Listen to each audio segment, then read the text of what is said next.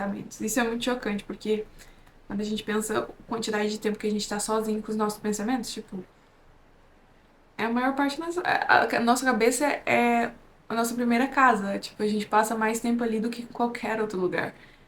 Eu comecei a ler um livro essa semana, muito bom. É um livro que eu tô tentando incluir na minha vida, eu tô tentando colocar mais o hábito de leitura pra poder usar o meu celular menos. E ainda nessa ideia, eu tô lendo muitos livros sobre uso do celular, sobre minimalismo digital, sobre livros, artigos, enfim, posts. Tô tentando me colocar ao redor desse tipo de conhecimento para que eu tenha cada vez mais ciência do que eu estou fazendo quando eu uso meu celular. E eu tenho consumido muito desse tipo de conteúdo, até tenho feito assim meio que um passo na direção de um ano analógico, um passo na direção de um ano com menos celular, com menos telas. Eu não tenho muitos problemas com outras telas. Eu confesso que celular é a minha maior dificuldade. E muito por causa do que o meu trabalho, tipo, é o meu trabalho, é a minha fonte de divertimento, é a minha fonte, sabe, é tudo no meu celular ultimamente e eu quero mudar um pouco isso. Então, se eu tô trabalhando nele, eu quero que a minha fonte de diversão, por exemplo, seja outra coisa. Eu quero mas como eu tenho trabalhado muito, isso tem sido muito difícil e colocar esses limites tem sido muito desafiador. Mas enfim, eu tô lendo alguns livros. Um dos livros que eu tava lendo essa semana chama How to Break Up with Your Phone. Ele é um livro que fala exatamente sobre isso, como terminar com o seu celular. E a autora ela coloca várias pesquisas, vários artigos que ela encontrou também maravilhosos. E um dos artigos que me impactou muito foi um artigo que eles fizeram com inicialmente pessoas em idade universitária, digamos assim. Eles pegaram esses estudantes e colocaram numa sala e eles a única função dos estudantes, a única task, a única coisa que eles pediram pra eles é que eles fizessem com que esse tempo que eles passassem na sala, que era entre 6 e 15 minutos, se eu não me engano, o único pedido, o único requerimento que eles fizeram é que os alunos se entretessem, não criassem um entretenimento próprio com a própria mente deles. Então, além da maioria deles relatarem que não foi uma experiência boa, que não foi um momento gostoso, digamos assim, eles ainda continuaram, né? Eles fizeram várias etapas desses estudos, dessa pesquisa. A primeira etapa eles pegaram só esses estudantes universitários, daí eles colocaram esses universitários em primeiro momento numa sala, num laboratório, pediram para eles relatarem como que era o tempo sem nenhuma tela, sem nenhum estímulo externo, que a mente deles fosse o único estímulo e a única fonte de entretenimento. A partir do segundo momento, eles fizeram um pouquinho diferente. Eles fizeram, você pode fazer a mesma coisa, sua mente tem que ser.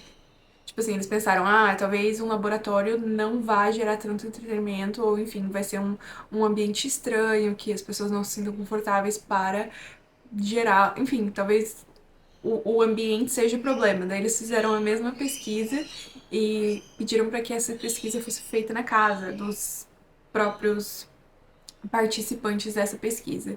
Eles relataram números muito parecidos, então eles descartaram essa opção de casa.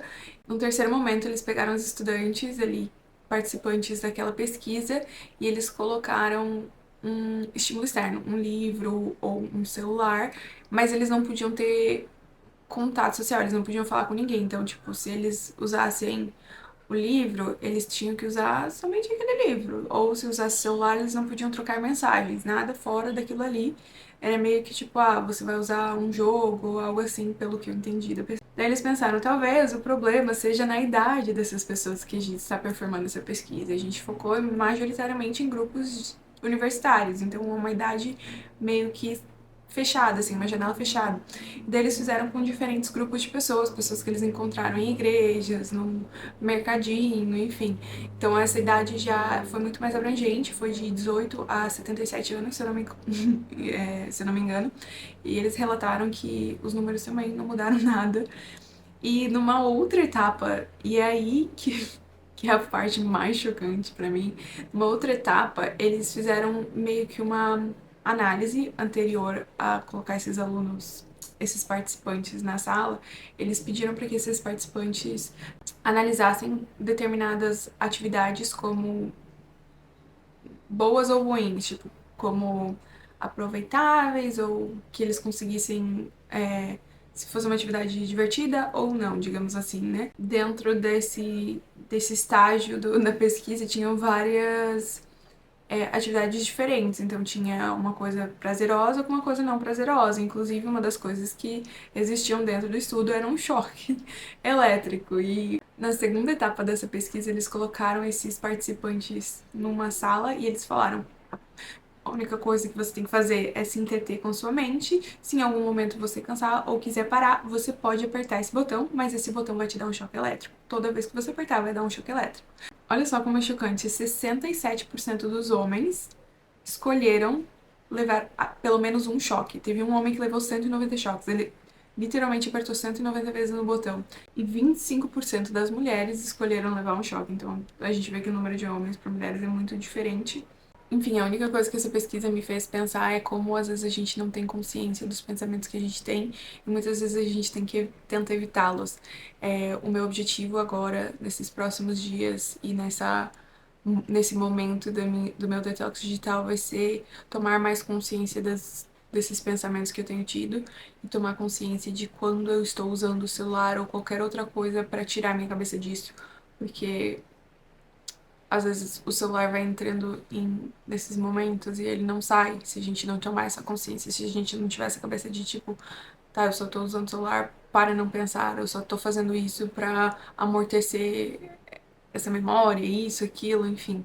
É uma coisa que eu quero fazer muito, é tomar essa consciência. Eu provavelmente vou meditar todos os dias, ou a maioria dos dias que eu conseguir nessa etapa do meu detox digital.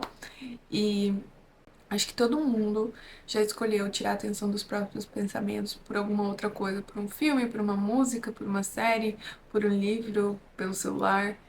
E eu acho que o problema começa quando a gente perde o controle, a gente perde a mão de tirar a nossa atenção dos pensamentos e começar a escolher qualquer coisa ao invés de estar sozinho com os nossos pensamentos. Eu acho que a meditação é muito essencial quando a gente se encontra nessa situação, porque a gente toma uma clareza muito maior, a gente ganha uma clareza quando a gente está meditando do que é um pensamento e do que precisa ser um gatilho, tipo, pra gente tomar alguma atitude, ou do que é real e do que não é real, porque às vezes, muitas vezes a nossa mente nos convence de que algumas coisas são verdade e nem é, no final das contas. A meditação é essencial para quem tem dificuldade de escolher os pensamentos que decide, sabe, guiar ou pensar, ou que pensamentos a pessoa vai entrar ali na onda. E principalmente para as pessoas que têm dificuldade ou acabam colocando outras coisas ao invés de passar um tempo. Eu acho que para todo mundo um tempinho com a própria mente é necessário, então eu espero que vocês aproveitem alguma coisa desse vídeo, dessas informações que eu gostaria de compartilhar. Um beijo pra vocês, eu vou deixar todas as informações aqui embaixo, inclusive o link da pesquisa do livro. Até mais!